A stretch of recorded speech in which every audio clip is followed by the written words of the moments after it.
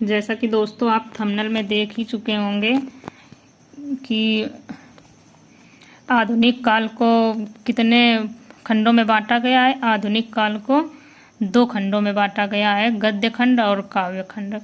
तो उसकी हम विषय सूची देखेंगे। पिछले 3 पार्ट में हम आदिकाल, भक्तिकाल, रीतिकाल रामचंद्र शुक्ल की पुस्तक के अनुसार यानी हिंदी साहित्य का इतिहास के अनुसार हम देख चुके हैं पिछले पार्ट में। अब पार्ट 4 होगा, उसमें हमें आधुनिक काल के विषय में पढ़ना है। आधुनिक काल का समय रामचंद्र शुक्ल ने कब से कब तक माना था? संवत 1900 से 1980 तक। गद्य खंड का परिचय देखेंगे तो गद्य खंड का प्रकरण 1 सामान्य परिचय, गद्य का विकास। आधुनिक काल के पूर्व गद्य की अवस्था जो थी वो हमें पढ़ना है। तो आधुनिक काल के पूर्व गद्य की जो अवस्था थी तो वो ब्रजभाषा गद्य देखना है। तो ब्रजभाषा गद्य के अंतर्गत गोरखपंथी ग्रंथों की भाषा का स्वरूप, कृष्ण भक्ति शाखा के गद्य ग्रंथों की भाषा का स्वरूप क्या था, नाभा दास के गद्य का नमूना क्या था, 19वीं शताब्दी में और उसके पूर्व लिखे गए अन्य ग्रंथ, इन ग्रंथों की भाषा पर विचार, काव्यों की टीकाओं के ग्रंथ का स्वरूप क्या था। और खड़ी बोली गद्य, शिष्ट समुदाय में खड़ी बोली के व्यवहार का आरंभ, फारसी मिश्रित खड़ी बोली या रेखता में शायरी, उर्दू साहित्य का आरंभ, खड़ी बोली के स्वाभाविक देसी रूप का प्रसार, खड़ी बोली के अस्तित्व और उसकी उत्पत्ति के संबंध में भ्रम, इस भ्रम का कारण क्या था। अपभ्रंश काव्य परंपरा में खड़ी बोली के प्राचीन रूप की झलक क्या थी। संत कवियों की वाणी की खड़ी बोली, गंग कवि के गद्य ग्रंथ में उसका रूप क्या था। इस बोली का पहला ग्रंथकार पंडित दौलत राम के अनुसार ग्रंथ में इसका रूप, मंडोवर का वर्णन में इसका रूप, इसके प्राचीन कथित साहित्य का अनुमान, व्यवहार के शिष्ट भाषा के रूप में इसका ग्रहण, इसके स्वाभाविक रूप का मुसलमानी दरबारी रूप, उर्दू से भिन्नता क्या थी। गद्य साहित्य में इसके प्रादुर्भाव और व्यापकता का कारण जॉन गिलक्राइस्ट द्वारा इसके अंतर्गत इसके स्वतंत्र अस्तित्व की स्वीकृति। गद्य की एक साथ परंपरा चलाने वाले प्रमुख लेखक मुंशी सदा सुखलाल। यहाँ से दोस्तों तो जरूर क्वेश्चन पूछा जाता है। मुंशी सदा सुखलाल, उनकी भाषा क्या थी। इंसाअल्लाह खां, उनकी भाषा क्या थी। सदा सुखलाल की भाषा क्या थी, उनमें भिन्नता क्या थी। सदल मिश्र और उनकी भाषा, लल्लू लाल की भाषा से इनकी भाषा की भिन्नता। इन चारों लेखकों की भाषा का सापेक्षिक महत्व। हिंदी में गद्य साहित्य परंपरा का प्रारंभ। इस गद्य के प्रसार में ईसाइयों का योग क्या रहा। ईसाई धर्म प्रचारकों की भाषा का रूप क्या था। मिशन सोसाइटियों द्वारा प्रकाशित पुस्तकों की हिंदी, ब्रह्म समाज की स्थापना, राजा राम मोहन राय के वेदांत भाष्य अनुवाद की हिंदी, उदंत मार्तंड पत्र की भाषा क्या थी। अंग्रेजी शिक्षा का प्रसार, संवत 1860 के पूर्व की अदालती भाषा क्या थी। अदालतों में हिंदी प्रवेश और उसका निष्कासन, उर्दू प्रसार के कारण काशी और आगरा के समाचार पत्रों की भाषा। शिक्षा क्रम में हिंदी प्रवेश का विरोध, हिंदी उर्दू के संबंध में गारशद हताशी का मत क्या था। प्रकरण 1 के अंतर्गत हमें ये पढ़ना है। प्रकरण 2 गद्य साहित्य का आविर्भाव क्या था। हिंदी के प्रति मुसलमान अधिकारियों के भाव, शिक्षोपयोगी हिंदी पुस्तकें, राजा शिवप्रसाद सितारे हिंद की भाषा, राजा लक्ष्मण सिंह के अनुवादों की भाषा क्या थी।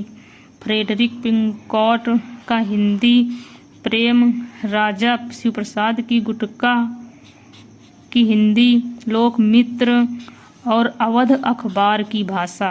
बाबू नवीन चंद्र राय की हिंदी सेवा, गारशद हताशी का उर्दू पक्षपात क्या था। हिंदी गद्य का प्रसार, गद्य प्रसार में आर्य समाज का योग, पंडित श्रद्धा राम की हिंदी सेवा, हिंदी गद्य भाषा का स्वरूप निर्माण क्या था। आधुनिक गद्य साहित्य का साहित्य परंपरा का प्रवर्तन। इसको रामचंद्र शुक्ल ने कितने प्रकरणों में बांटा, ये हमें देखना। प्रकरण 1 में गद्य का प्रवर्तन यानी सामान्य परिचय दिया गया। यानी प्रथम उत्थान। संवत 1925 से 1950 तक प्रथम उत्थान माना। तो इसके अंतर्गत हमें क्या क्या पढ़ना है? भारतेंदु का प्रभाव, उनके पूर्ववर्ती और समकालीन लेखकों से उनकी शैली की भिन्नता क्या थी, गद्य साहित्य पर उनका प्रभाव क्या था, खड़ी बोली गद्य की प्रकृत साहित्य रूप प्राप्ति, भारतेंदु और उनके सहयोगियों की शैली क्या थी, इनका दृष्टिकोण, दृष्टि क्षेत्र और मानसिक अवस्थान, हिंदी का आरंभिक नाट्य साहित्य, इसका परवर्ती उपन्यास साहित्य, भारतेंदु के जीवन काल की पत्र पत्रिकाएं क्या थीं, और प्रकरण 2 में गद्य का प्रवर्तन यानी प्रथम उत्थान।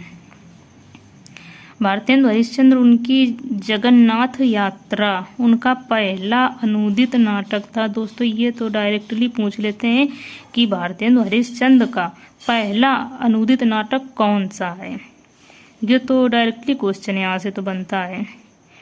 उनकी पत्र पत्रिकाएं क्या थी, हरिश्चंद्र चंद्रिका क्या थी, भाषा उसकी क्या थी, इस चंद्रिका के सहयोगी कौन थे, इसके मनोरंजक लेख क्या थे, भारतेंदु की नाटक इनकी विशेषताएं क्या थी, इनकी सर्वतोन्मुखी प्रतिभा क्या थी, उनके सहयोगी कवि कौन थे, लेखक कौन थे, उनकी शैली के 2 रूप, पंडित प्रताप नारायण मिश्र, भारतेंदु से उनकी शैली की विभिन्नता, उनका पक्ष, उनके विषय, उनके नाटक, पंडित बालकृष्ण भट्ट, उनका हिंदी प्रदीप, उनकी शैली, उनके गद्य प्रबंध, उनके नाटक, पंडित बद्री नारायण चौधरी, उनकी शैली की विलक्षणता, उनके नाटक, उनकी पत्र पत्रिकाएं, समालोचना का सूत्रपात, लाला श्रीनिवास दास, उनके नाटक, उनका उपन्यास, ठाकुर जगमोहन सिंह,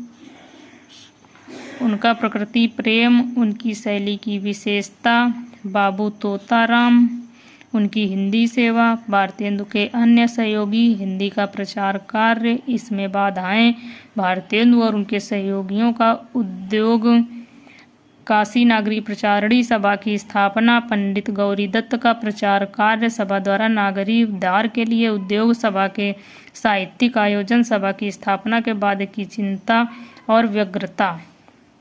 प्रकरण 3 के अंतर्गत गद्य साहित्य का प्रसार यानी द्वितीय उत्थान। संवत 1950 से 75 तक सामान्य परिचय, इस काल की चिंताएं और आकांक्षाएं, इस काल के लेखकों की भाषा, इनके विषय और शैली, इस काल के नाटक, निबंध, समालोचना और जीवन चरित्र।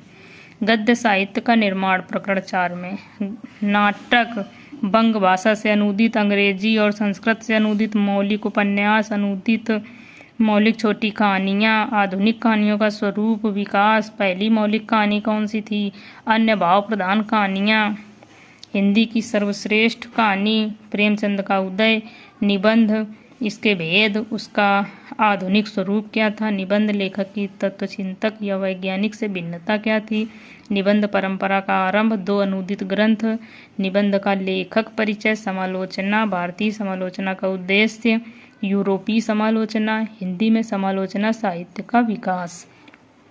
प्रकरण 5 गद्य साहित्य की वर्तमान गति क्या थी, तृतीय उत्थान, सामान्य परिचय, परिस्थिति दिग्दर्शन, लेखकों और ग्रंथकारों की बढ़ती संख्या का परिणाम क्या रहा, कुछ लोगों की अनधिकार चेष्टा, आधुनिक भाषा का स्वरूप, गद्य साहित्य के विविध अंगों का संक्षिप्त विवरण और उनकी प्रवृत्तियाँ, उपन्यास और कहानी। नंबर 1 उपन्यास और कहानी, छोटी कहानियाँ, नाटक, निबंध, समालोचना और काव्य मीमांसा, इतना हम पढ़ेंगे। अब आधुनिक काल जो खंड दूसरा आया काव्य खंड, तो उसको हम अगले पार्ट में देखेंगे। दोस्तों यदि आपका कोई सुझाव हो कि किस प्रकार से आगे पढ़ाया जाए अगले पार्ट में, या कुछ भी हो, तो आप कमेंट बॉक्स में कमेंट करिए। धन्यवाद दोस्तों। अगर वीडियो अच्छी लगे तो आप लाइक करें, सब्सक्राइब करें।